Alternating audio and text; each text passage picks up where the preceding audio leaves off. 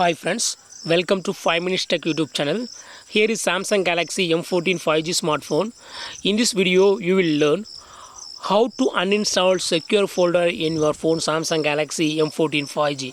Suppose if you have activated secure folder in your phone and later if you decide to uninstall secure folder, yes, you can do it.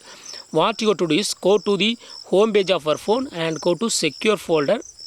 It will be asking your password. Okay, use password or fingerprint, or if you have set pattern, use pattern. Okay, here I used password, so I type my password Mingy Mickey 23.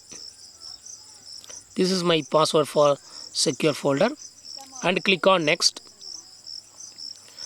Yes, secure folder is opened, and now you can go to secure folder and see all the items in the secure folder. Okay, go to these three vertical dots here and click on settings. It will go to secure folder settings, and here you have to click on more settings. Click on more settings, and here click on uninstall and click on uninstall.